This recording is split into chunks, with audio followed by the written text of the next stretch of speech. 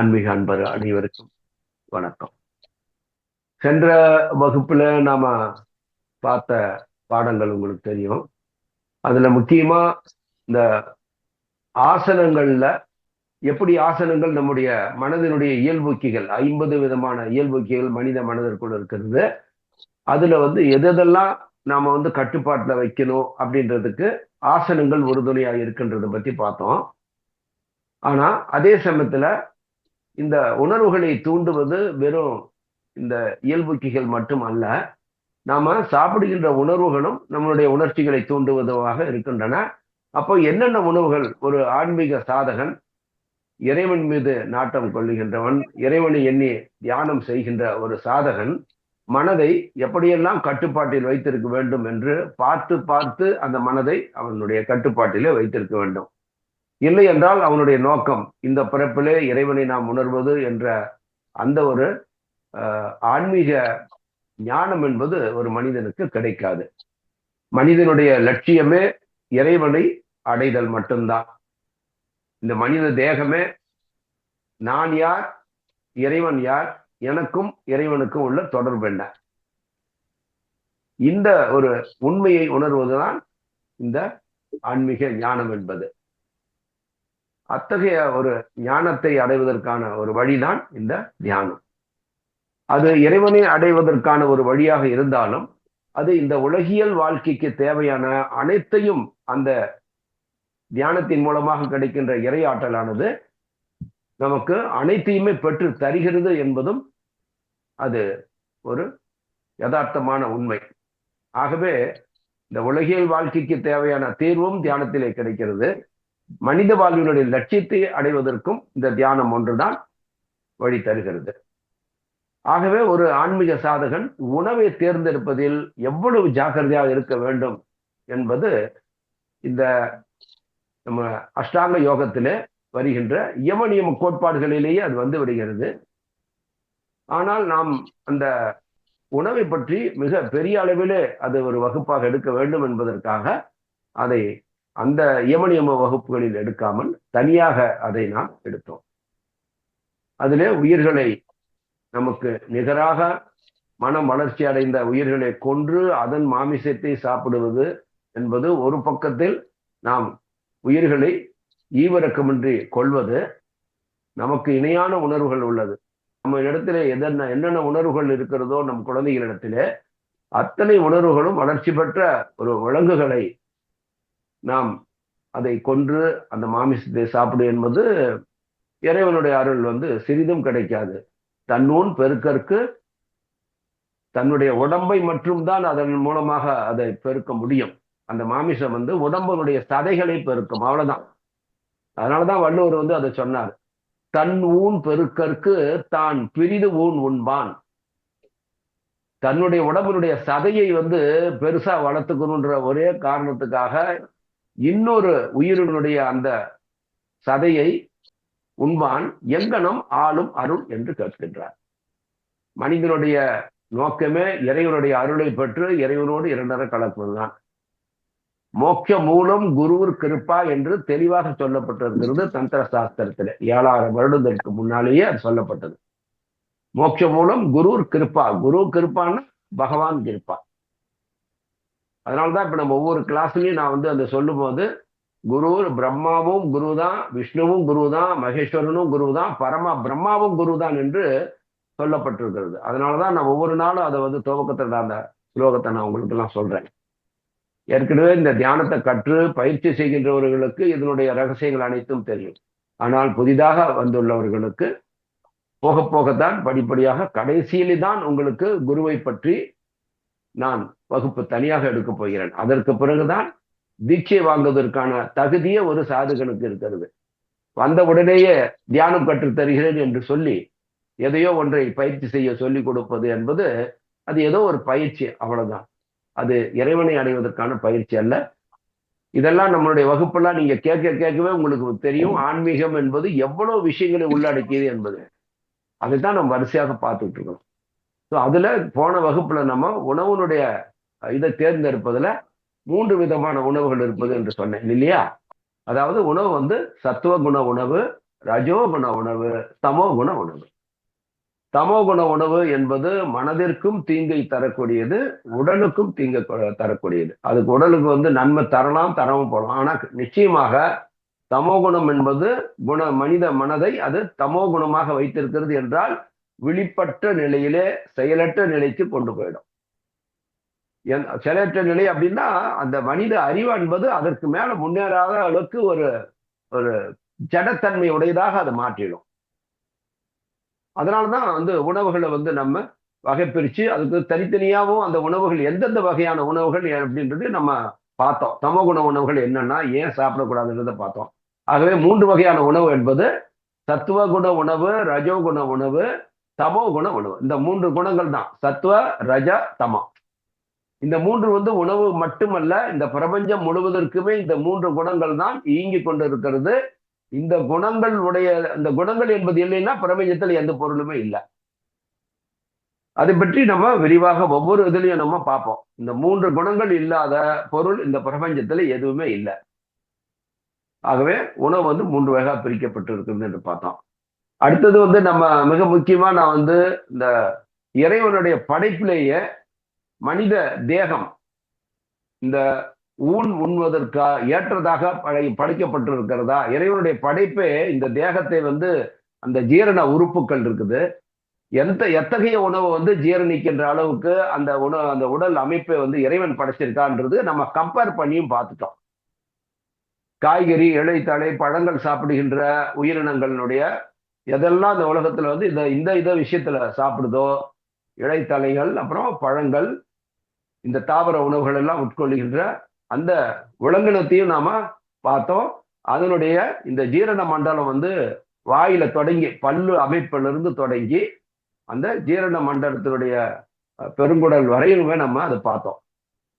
அப்படி பார்க்கின்ற பொழுது இந்த விலங்கினுடைய மாமிசத்தை சாப்பிடுகின்ற விலங்குகளுக்கெல்லாம் பல்லு எப்படி இருக்குது, அப்புறம் அந்த ஜீரண இறைப்பைக்குள்ளார சுரக்கின்ற அந்த திரவத்தினுடைய அடர்த்தி எப்படி இருக்கிறது, அப்புறம் அது வந்து அந்த உணவு அந்த இதை செரிமானம் செஞ்சு வெளியே தள்ளுகின்றவர்கள் கூட அந்த குடல் அமைப்பு எப்படி இருக்குன்றதும் பார்த்தோம். இதுல நான் உங்களுக்கு டேபிளே கொடுத்துருந்தேன். ஏன்னா அது ரொம்ப முக்கியமானது. அதெல்லாம் நீங்க லைஃப் ஃபுல்லா சேவ் பண்ணி வச்சுக்கணும். ஸோ அதுல வந்து பாத்தீங்கன்னா நீங்க சரியான குறிப்பிட்ட அளவு சொல்லலைனாலும் ஒரு கம்பேரிசன் நீங்க வந்து சொன்னீங்கன்னா நல்லா இருக்கும். இப்ப தாவர உணவுகள் சாப்பிடாம மாமிச உணவுகள் சாப்பிடுற அந்த உயிரினங்களுடைய பற்களின் அமைப்பு என்ன ஒரு வித்தியாசமான அமைப்பா இருக்கிறது. ஆமா சார், அந்த 2 சைட்லயும் கோரை பல்லு இருக்கும். ஓகே, வேற? ஓகே, அதாவது கோரை பல்லுன்றது நம்ம வந்து இந்த சிங்க பல்லுன்னு சொல்லுவாங்க இல்லையா, கூரா இருக்கும். 2 பல்லு மட்டும் இந்த வாரத்துல கூரா இருக்கும். கீழேயும் வந்து கூரா இருக்கும், மேலேயும் கூரா இருக்கும். ரெண்டாவது அந்த பல்வரிசையில் இன்னொன்னு கடவாய் பற்கள்ல வந்து நம்ம மென்னு சாப்பிட்டு, அதே நீங்க வந்து மாடு, ஆடு இதுக்கெல்லாம் பாத்தீங்கன்னா உள்ள பாத்தீங்கன்னா கடவாய் பல் மனுஷனுக்கு இருக்கிற மாதிரியே கடவாய் பற்கள் இருக்கும். கவனிச்சிருக்கீங்களா நீங்க? ஏன்னா நம்ம எல்லாம் சாதாரணமா நம்ம ஊருங்கள்ல இருக்கிறது தானே. அதுக்கு நல்ல மென்று அசை போட்டு அதை வந்து நன்றா முன்ஜீரணம் செய்வது வாய்க்குள்ளாரிய. இது வந்து மாமிசம் சாப்பிடுறதுன்னா அப்படியே கடிச்சு குத்தி கிழிச்சு அப்படியே முழுங்கிடும், அவ்வளவுதான். இந்த மென்னு சாப்பிட்டு அதை வந்து முன்ஜீரணம் பண்றது அதெல்லாம் கிடையாது. ஸோ பல்வரிசையிலே இறைவனுடைய படைப்பிலே பாருங்க, அங்க அங்க தாவர உணவு சாப்பிட்றவங்களுக்கு இந்த அந்த அந்த மாமிசத்தை கடிச்சு கிழிச்சு அதை வந்து இது பண்ற அளவு மாதிரி அதுல வந்து இறைவன் வந்து பல்லமைப்பே கொடுக்கல. துவக்கமே வாய் தான். அதே மாதிரி அதை உணவை வந்து மென்னு சாப்பிட்ற மாதிரியும் அங்க கொடுக்கல. ரெண்டாவது இறைப்பையில இருக்கக்கூடிய அந்த ஹைட்ரோகுளோரிக் அமிலத்தினுடைய அடர்த்தி மாமிசம் சாப்பிட்றவங்களுக்கு அடர்த்தி அதிகமா இருக்குதா, இல்ல தாவர உணவு சாப்பிடுகின்ற உயிரினங்களுடைய அந்த இறைப்பையினுடைய இது வந்து அந்த இறைப்பையில அந்த அமிலம் இருக்கு இல்லையா, அதுதான் உணவு வந்து ஹைட்ரோகுளோரிக் அமிலம். ஹைட்ரோகுளோரிக் அமிலம் மாமிசம் சாப்பிடுறதுக்கு வந்து அதிகமா சுரக்கணும். ஓகே, அது சீக்கிரம் டைஜஸ்ட் பண்றதுக்கு. ஓகே, அது அதிக அளவுன்றதை விட அதிக அடர்த்தி ஜாஸ்தி. அடர்த்தி வந்து ரொம்ப ஜாஸ்தி. சீக்க போட்ட உடனே அப்படியே வந்து அந்த அமிலம் வந்து அதை வந்து அப்படியே கரைச்சிடும். ஆனா மனிதர்களுக்கு வந்து அந்த இரைப்பையில இருக்கக்கூடிய அந்த ஹைட்ரோகுளோரிக் அமிலத்தினுடைய அடர்த்தி டைல்யூட்டா இருக்கும். அதை கம்பேர் பண்ணும்போது 10 டைம்ஸ் சொல்றாரு. 10 மடங்கு அடர்த்தி அதிகமா இருக்கும் இந்த மாமிசம் சாப்பிடுற. இது இறைவன் வந்து இயற்கையா படைச்சிருக்காரு. எந்த உணவுக்கு ஏற்ற மாதிரி. இப்ப வந்து மாமிசத்தெல்லாம் வந்து அவ்வளவு ஈஸியா வந்து ஜீரணம் ஆகாது. அதெல்லாம் கொழுப்பு, சதைகள் அதெல்லாம். அது வந்து மென்னு சாப்பிடாதுங்க. அப்ப உள்ள போன உடனே அங்கதான் வந்து ஜீரணம் நடக்கணுன்றதாக இறைவனுடைய படைப்புல பாருங்க. அதை வந்து இந்த அமிலத்திற்குள்ள ரொம்ப அவ்வளவு அடர்த்தியான அமிலத்தில் எதை போட்டாலும் அது அப்படியே பஸ்மமாக்குற அளவுக்கு அங்க வைத்துக்கொள்ளாரு. அது வந்து இறைவன் கொடுத்திருக்காரு. அடுத்தது 3வது கட்டம். நீங்க வந்து அங்கிருந்து இரைப்பையில இருந்து அரைச்சி அது கூழாக்கி அடுத்தது வந்து ஜீரண மண்டலத்திற்கு போய் வெளி தள்ளுகின்ற அந்த குடலினுடைய நீட்டத்தை பார்த்தீங்கன்னா, ரெண்டுக்கும் என்ன வித்தியாசம்? மாமிசம் சாப்பிடுற உயிரினங்களுடைய அந்த குடல் நீளமும், அதே மாமிசம் சாப்பிடாத உயிரினங்கள், மனிதர்கள், மற்ற தாவரம் மட்டும் சாப்பிடக்கூடிய யானைகள் இருக்குது, குதிரை இருக்குது. இந்த மாதிரி எந்தெந்த இதெல்லாம் இருக்குதோ அதனுடைய அந்த குடல் அமைப்பு எப்படி இருக்குது, அதனுடைய அமைப்பு என்ன வித்தியாசம் அப்படின்னா, நீங்க நீளம் குறைவா இருக்கும். யாருக்கு நீளம் குறைவா இருக்கும்னு சொல்றீங்க? மிருகங்களுக்கு நீளம் குறைவா இருக்கும். அதான் மிருகங்களுக்குன்னா எந்த மிருகங்களுக்கு? மாமிசம் சாப்பிடுற மிருகங்களுக்கு நீளம் குறைவா இருக்கும். சத்து சாதாரண உணவு சாப்பிட்றவங்களும் மனிதர்களுக்கு வந்து குடல் வந்து நீளமா இருக்கும், ரொம்ப நீளமா இருக்கும். அது வந்து நீங்க பாத்தீங்கன்னா எதுக்கு இறைவன் வந்து அப்படி படைச்சிருக்காரு? ஏன் வந்து மாமிசம் சாப்பிடுகின்ற அந்த விலங்குகளுக்கு அந்த குடலினுடைய இது பாத்தீங்கன்னா நீளம் வந்து இப்ப இது வந்து இங்க வந்து அங்க 1 மடங்கு அப்படின்னா இங்க வந்து 12 மடங்கு. யாருக்கு? நீட்டம் ஜாஸ்தி. ஏன்னா அது டிராவல் பண்ணும். அது வந்து இரைப்பையிலிருந்து டிராவல் பண்ணி மலை இதுல வாயிலிருந்து வெளியில ஏற வரணும். அந்த இது பாத்தீங்கன்னாக்கா அவ்வளவு லென்த் அப்படின்னா அதை டிராவல் பண்ணி முடிக்கிறதுக்கு ரொம்ப லேட் ஆகும், நீட்டம் அதிகமா இருந்தா. அப்ப அத்தனை மணி நேரம் அந்த உணவு சாப்பிட்ட உணவுனுடைய இது வந்து அங்க உள்ள இருந்தாலும் அது எந்தவித பாதிப்பும் ஏற்படாது. ஆனா அதே நீங்க மாமிசம் சாப்பிடுற உணவு சாப்பிடுற அந்த விலங்குகள் வந்து ஒரு நாள் ஃபுல்லாவே வயிற்றுக்குள்ள வச்சிருந்ததுனாக்கா அது வந்து அதனுடைய உடம்பே பாய்சனா மாறிடும். அப்ப என்ன பண்றாரு இறைவன் வந்து அந்த குடலுடைய நீட்டத்தைய சாப்பிட்டு கொஞ்ச நேரத்திலேயே அது வந்து தேவையானதை வந்து உள்ள எடுத்துக்கிட்டு மிக விரைவாக அது உடம்பை விட்டு வெளியில வந்து தள்ளிடும். அப்ப இதெல்லாம் நம்ம கம்பேர் பண்ணி பார்க்கும்போது இறைவனுடைய படைப்பே பாருங்க, உயிர்களை படைக்கிறது அவன் தான். ஒவ்வொன்றுக்கு ஏத்த மாதிரி டிசைன் பண்றதே அவர் தான், அந்த பரம்பொருள் தான். அப்படி இருக்கும்போது மனிதர்கள் மட்டும் ஏன் வந்து இப்படி இதெல்லாம் யோசனையே பண்ணாம, ஒரு ஜீவகாரண்யமே இல்ல, தன்னுடைய சுவைக்காகவும் தன்னுடைய சுயநலம் தான் எல்லாமே.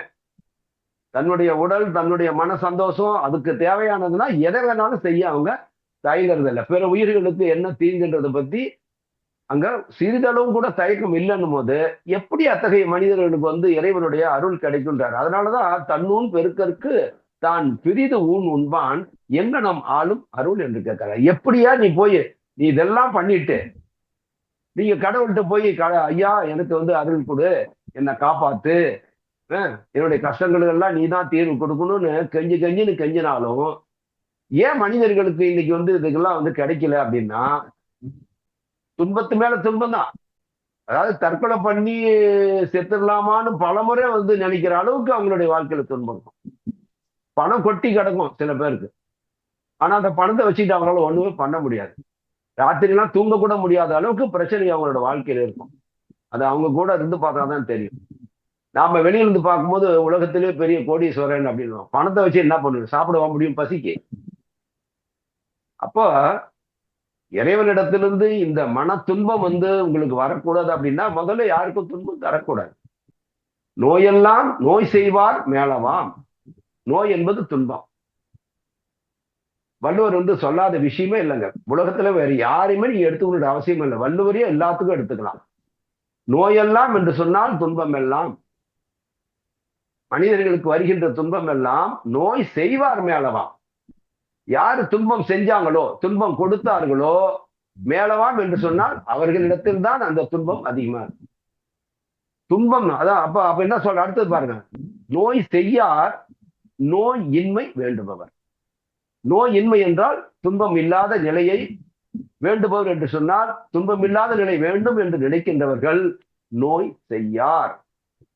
பிறருக்கு துன்பம் தர மாட்டாங்க, பிற உயிர்களுக்கு தீங்கு விளைக்க மாட்டாங்க. அதுக்கும் மேல இன்னொரு படி, ஏன்னா அவங்க இறைவன் மீது அன்பு கொண்டவர்கள், பக்தர்கள். எல்லாத்தையும் பகவானுடைய ஒரு தோற்றமாக நினைக்கிறது. அப்போ அங்க துன்பம் செய்வது மட்டும், துன்பம் செய்யக்கூடாதுன்ற நோக்கம் மட்டுமல்ல, அங்க துன்பப்படுகின்ற வேறொருவர் மூலமாக துன்பப்படுகின்ற உயிர்களுக்கெல்லாம் இவர்கள் முன்னால போய் அதுக்கு உதவி செய்யறாங்க. ஒரு பக்கத்துல துன்பம் செய்யறதும் இல்லை, ஆனா துன்பப்படுகின்ற வேறு ஏதோ ஒன்றினால் ஏற்பட்ட அந்த துன்பத்தால துன்பப்படுகின்ற உயிர்களுக்கெல்லாம் இவர்கள் போய் என்ன செய்யறாங்க? உதவவும் செய்கின்றார்கள், தொண்டு செய்கின்றார்கள், சேவை செய்கின்றார்கள். இதுதான் சாதாரண ஒரு மனிதனுக்கும் ஒரு பக்தனுக்குள்ள வித்தியாசம். பகவான் மேல அன்பு கொண்டவர்கள் எல்லாம் எல்லா உயிர்களிடத்திலும் அன்பு இருக்கணும். இதுதான் அடையாளம். ஏனென்றால் இறைவன் எல்லா உயிர்கள் மேலும் அன்பு மட்டுமே வைத்திருக்கக்கூடியது. எல்லாரும் நினைச்சுக்குவாங்க கடவுள் என்ன தண்டிச்சுட்டாரு அப்படின்னு சொல்லுவாங்க. சில பேர் கடவுளை திட்டுவாங்க. உனக்கு கண் இல்லையா, நான் இவ்வளவு கஷ்டப்படுறேனே, இதெல்லாம் பார்த்துக்கிட்டு நீ வேடிக்கை தானே பார்த்துட்டு இருக்கிற அப்படின்லாம் கடவுளை திட்டுவாங்க. நாம காலில் இடிச்சுக்கிறோம், கால் வலிக்குது, கடவுளை அங்க திட்ட முடியும்? நாம கீழே விழுந்துடுறோம், கால் தடிக்கோ அல்லது ஏதோ ஒரு கீழே விழுந்து அடிபட்டு மண்டை ஒடிஞ்சு ரத்தம் வருது, காயமாகுது. இது கடவுளா செய்யறாரு? இல்ல. ஆனா துன்பம் தான் கடவுளை தான் திட்டுறோம். துன்பம் என்பது அதான் சொல்லிட்டார்ல, நோயெல்லாம் நோய் செய்வார் மேலவாம். உங்களுக்கு துன்பம் வருதுன்னா அது நீங்களா ஏத்துக்க, அது உங்களால உருவாக்கப்பட்டதுதான். பிறருக்கு இன்னா முற்பகல் செய்யும் தமக்கு இன்னா பிற்பகல் தாமே வரும், அவ்வளவுதான்.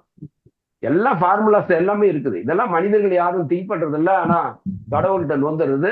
அப்புறம் நாம செஞ்சு திரும்பி நமக்கு வரும்போது கடவுள்கிட்ட நீ எடுத்துக்கன்னு சொல்றது. இதெல்லாம் பாருங்க, இதெல்லாம் ஒரு அறிவுடைமையாது. இந்த மாதிரி இதெல்லாம் பக்திக்கு அழகல்ல. இது கடவுள்கிட்ட இப்படி சொல்றதுனால இது கோயிலுக்கு பூஜை மேல பூஜை பண்றது, செலவு பண்ணிட்டு இதுக்கு பேர் பக்தி வேற பேர் சொல்லிக்கிறது. இது உண்மையிலே நமக்கெல்லாம் ஒரு வெட்கமா இருக்கணும். இதுக்கு பேர் பக்தியானா கடவுளை கடவுள்கிட்ட இப்படி எல்லாம் நம்ம கடவுளை பயன்படுத்திக்கிட்டு. ஆகவே இன்றைய உலகத்துல பாத்தீங்கன்னா மனித இனம் எண்ணில் அடங்காத வகையில துன்பங்களை அனுபவிக்கிறாங்க. காரணம் என்றானா இந்த ஜீவகாரியம், அந்த ஜீவகாரண்யம் சரி அல்லது இந்த பரோபகாரம் என்பதும் சரி உலகத்திலே இல்லை. மனுஷனுக்கு மனுஷன் கூட உதவி செய்ய முடியாத அளவுக்கு போச்சு உலகம். அதனாலதான் இன்னைக்கு இயற்கையினுடைய பேரழிவுகள், அது யுத்தமாகலாம், இயற்கை பேரழிவுகளா இருக்கலாம், இந்த வகையில அது வரும். இதெல்லாம் இறைவன் கொடுக்கிறது அல்ல. நம்ம மனித மனதனுடைய அதிர்வு அலைகள் இந்த பிரபஞ்சத்துல எந்த அளவுக்கு மனிதனுடைய அதிர்வு அலைகள் இருக்குதோ அது பிரபஞ்ச அலையில இறைவனுடைய அதிர்வு அலைகள்ல தான் அந்த பிரபஞ்சம் இயங்குது. நான் மனிதர்களிலிருந்து அவர்களுடைய இடத்திலிருந்து உற்பத்தி ஆகின்ற மனதினுடைய அதிர்வலைகள் எல்லாம் நெகட்டிவா இருக்கும். இறைவனது எல்லாமே பாசிட்டிவ். ஆனா இவ்வளவு மனிதர்களுடைய அந்த எண்ண அலைகள் பார்த்தீங்கன்னா அந்த பிரபஞ்சம் முழுதும் அவ்வளவு ஒரு நெகட்டிவா இருக்குன்ற பொழுது இந்த எண்ண அலைகளுக்கும் அந்த எண்ண அலைகளுக்கும் நடுவுல ஒரு ஒத்த அதிர்வுகள் இல்லாதனாலதான் பேரிடர்கள். இது அவங்களதான் கிரியேட் பண்றது. இதெல்லாம் நம்ம திங்க் பண்றது, இதெல்லாம் சயின்ஸ். ஆகவே நாம இறைவனை எண்ணி தியானம் செய்யணும் அப்படின்றது இந்த பக்தி யோக தியானம் என்பது. அதனாலதான் அதுக்கு பேரு நம்ம வெறும் தியானம் சொல்லல, யோக தியானம் இல்ல, பக்தி யோக தியானம். ஆகவே இந்த விஷயங்கள்லாம் நாம படிப்படியாக தெளிவா தெரிஞ்சுக்கிட்டு அதுக்கப்புறம் யார் முறையாக இந்த தியானத்தை செய்கிறார்களோ அவர்களால் மட்டுமே இறைவனை உணர முடியும். இந்த உலகத்துல எங்க வேணாலும் போய் நீங்க கத்துக்குங்க, ஆனா இறைவனை உணர்வது என்றதுக்கு சம்பந்தமே இல்லை. ஒண்ணு கத்துக் கொடுக்கறவன்னு நீங்க சாமியா கும்பிட்டுட்டு உட்காந்துட்டு இருக்கணும். அங்கிருந்து நீங்க உங்களிடத்திலிருந்து எதுவும் எந்த ஒரு முன்னேற்றத்தையும் பார்க்க முடியாது. மற்ற தெய்வங்களை கும்பிடுற மாதிரி நீங்க அவங்களதான் கும்பிட்டுட்டு உட்காந்துட்டு இருக்கணும். உங்களிடத்திலிருந்து எதையுமே நீங்க பார்க்க முடியாது, உங்களிடத்திலிருந்து வெளிப்படுவதை நீங்க பார்க்க முடியாது. ஆகவே இந்த நம்மளுடைய இந்த ஆனந்த மார்க்கம், அதனாலதான் இதுக்கு ஆனந்தம் மார்க்கம் என்றால் வழி. உலகம் முழுவதும் இன்னைக்கு மனிதர்களுக்கு இதை போதித்துக்கிட்டு இருக்கோம். சரி, ஓகே.